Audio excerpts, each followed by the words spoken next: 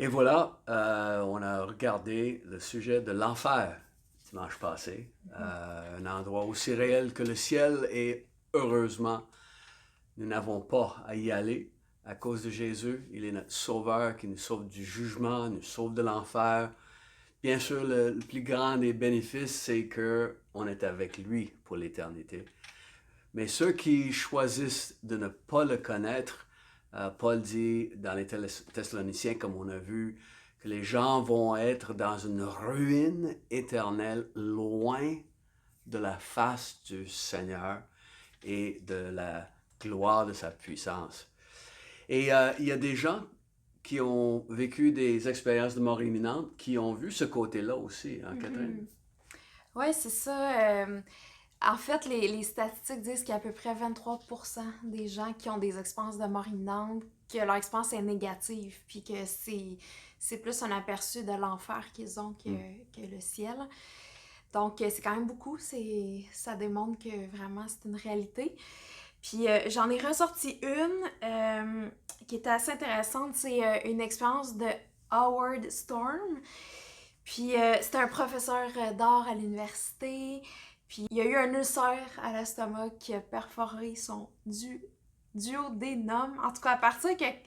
Apparemment, quand t'as ça, t'as comme 5 heures pour vivre. Là. C'est vraiment quelque chose de super sérieux. Puis là, il s'est rendu à l'hôpital, ça a été vraiment long. Les médecins étaient pas. Le chirurgien était pas disponible, il a fallu qu'il attende toute la nuit, tout ça. Puis je trouve ça intéressant, il dit j'ai jamais pensé à prier, j'ai même jamais pensé à Dieu. Même dans ce pire moment de souffrance atroce, l'idée de Dieu, il est même pas venu en tête. Euh, Parce que justement, il croyait pas en Dieu. Puis euh, pour lui, il n'y avait pas de vie après la mort. Puis à cause de ça, il avait encore plus peur de la mort parce qu'il il disait après, c'est juste fin, c'est fini, il n'y a plus rien. Puis là, il a fait ses adieux à sa femme, il est mort. Puis ensuite, il dit je me suis senti plus vivant que j'avais jamais été de toute ma vie. Euh, il dit juste plus tôt, tu sais, je me suis sentie au pire là, qu'il avait jamais ressenti, qu'il ne pouvait plus respirer, tout ça. Mais là, il dit maintenant, je me sentais comme Superman. Ça, c'est quelque chose que souvent les gens disent que, tu sais, quand t'es dans l'esprit, là, on dirait que tu te sens plus léger, tu te sens vivant comme Mhm. jamais, puis tout Ouais, ça. c'est ça. Et là, il dit qu'il a entendu des gens l'appeler dans le couloir. Puis il s'est approché de la porte du couloir, puis tu sais, il disait que c'était vraiment gris, comme, tu sais, un peu comme une image de télévision là, qui est grisonnante, puis qui est floue. Euh, Puis là, il commence à dire que oui, je suis malade, je dois me faire opérer, tout ça. Puis les gens qui étaient là, ils ont dit nous savons tout sur toi, dépêche-toi, viens avec nous. Puis lui, il pensait encore qu'il était dans la réalité. Là. Il pensait que bon, c'est parfait, il y a un médecin qui va pouvoir m'opérer, tout ça. Puis là, il disait que plus qu'il marchait dans le couloir, plus que ça devenait sombre. Puis là, Mané, il prend conscience que ça fait des kilomètres qu'il marche dans ce couloir-là, puis ça finit jamais. Puis quand il posait la question, ben où est-ce qu'on va? Les gens commençaient à y répondre de plus en plus bêtes, puis impatients, puis t'es comme tais-toi, puis pose pas de questions, continue à avancer. Puis là, il raconte qu'il a commencé à se sentir intimidé, puis qu'ensuite ça s'est transformé en peur, puis même en terreur. Euh, Jusqu'à un point, il faisait tellement sombre qu'il voyait plus rien. Puis là, il a dit je suis tanné, j'irai pas plus loin. Mais là, eux, ils disaient oui, oui, tu continues, t'as encore du chemin à faire. Puis là, ils ont commencé à le tirer, à le pousser. Ils essayaient de les repousser en donnant des coups de poing, tout ça. Mais il disait qu'il y était des douzaines, après ça des centaines qui tiraient après lui. Puis au début, il donnait des coups de pied, il tirait, il frappait. Mais ces gens-là ont commencé même à le mordre, à le déchirer avec leurs ongles, leurs mains. En tout cas, c'est vraiment horrible, là, tout ce qu'il décrit. Mais ils sont devenus de plus en plus envahissants. Puis ils disaient que c'était pire que le pire film d'horreur Mhm. qu'il avait pu voir. Puis il disait que c'était vraiment de la cruauté comme sadique, là, qu'il n'y avait aucune compassion, aucun sentiment pour lui. C'était comme des êtres démoniaques, dans le C'est fond. ça, là. exactement, exactement. Puis, en tout cas, il raconte même que, tu sais, qu'il a perdu un œil ou ses oreilles. En tout cas, c'était vraiment horrible. Puis, il disait que la douleur émotionnelle était même pire que la douleur physique. Euh, Puis bon, à travers toute cette expérience vraiment horrible, à un moment donné, il a entendu une voix intérieure qui lui a dit « Prie Dieu ». Sur le coup, il a comme ignoré cette voix-là, mais c'est revenu 3 fois, puis finalement, il a décidé de crier à Dieu.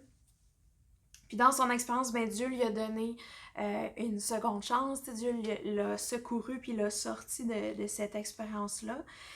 Et il dit qu'à ce moment-là, il a réalisé que toute sa vie avait été consacrée à construire comme un monument pour son ego, dans le sens que tout ce qu'il faisait, son art, tout dans sa vie, c'était égoïste, dans le fond.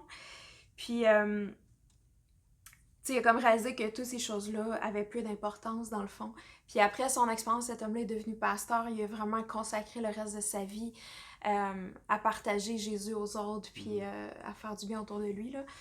Donc, c'est ça. Ouais. C'est vraiment terrible, mais ça démontre que l'enfer, tu sais, des fois, on a une vision peut-être... on a vu l'enfer dans les films ou même dans des dessins animés, des fois, puis on a l'impression que c'est comme... caricaturé des fois, là, que tu vois comme le diable avec sa fourche puis ses cornes puis que, tu sais, avec du feu, mais, tu sais, la réalité, c'est que, comme tu disais dimanche, c'est Dieu est absent de l'enfer, fait que c'est comme tout ce que Dieu est, l'amour, la joie, la paix, tout ça, c'est pas là non plus. Pas de lumière, pas aucune consolation, aucun réconfort. Fait que, C'est ça. c'est... Rien qui peut agrémenter. C'est vide de beauté, c'est vide de tout ce que la vie nous donne comme joie. Mm-hmm. Il n'y a plus rien. Ouais. Et donc, oui, et c'est intéressant ce qu'il dit. Puis, comme on avait parlé au début de la série, que souvent des gens avec des expériences de mort imminente, c'est des gens qui ont tout à perdre s'ils racontent leur histoire. Mm-hmm. Des avocats, des professeurs à l'université, des choses comme ça. Donc, il n'y a pas d'intérêt à raconter publiquement une expérience comme ça. Mais ils le font parce que c'est une expérience réelle qui les a transformés. Et dans le cas de ce professeur. Et quand il mentionne le fait qu'il a compris que toute sa vie c'était pour son ego, puis tout ce qu'il faisait c'était pour lui, tandis que dans Ésaïe et dans l'Apocalypse, c'est le contraire. Dans la Nouvelle Jérusalem, sur la Nouvelle Terre, les gens, ils vont apporter ce qu'ils font pour la gloire de l'agneau. Tout ce qu'ils font, ça va être pour glorifier le Seigneur. Donc, c'est tout un changement qui va être merveilleux. Une autre chose qui me frappe quand j'entends son histoire, il dit qu'il ne pensait pas à prier quand il était dans cette situation. Et c'est surtout à cause de la douleur. Ouais. Quand la douleur est intense, des gens qui ne connaissent pas Dieu, des fois n'ont pas le réflexe de prier Dieu. Ouais. C'est différent quand la peur vient. Et c'est pour ça qu'il y a cette phrase où les soldats disent qu'il n'y a pas d'athée dans les tranchées. Ou dans les trous de combat que les soldats se font. Et justement, la semaine passée, n'est-ce pas, c'était le 4e anniversaire du débarquement sur les plages de la Normandie. Et c'est une phrase que les soldats disent. Donc, l'athée qui est complètement vendu à l'idée que Dieu n'existe pas, tout à coup, quand les obus commencent à tomber, les balles commencent à passer par sa tête, dans la tranchée, là, il va demander à son compagnon qui voit en train de prier, « Prie pour moi! » où il commence à prier. Et donc, oui, la réalité combien on a besoin de Dieu et dans les moments épeurants, le réflexe humain, c'est de dire, « Ah, OK, j'ai besoin de toi. » Je ne sais pas si vous savez qu'il y a 3 personnes qui meurent à toutes les secondes. Il y a 180 personnes qui meurent à toutes les minutes, qui fait en sorte que chaque jour, il y a 250 000 personnes qui décèdent et qui passent soit au ciel, soit en enfer. 250 000. Donc, puisse le Seigneur nous aider à apporter la bonne nouvelle que la vie éternelle et le ciel est disponible pour tout le monde. L'enfer, c'est l'endroit à éviter à tout prix.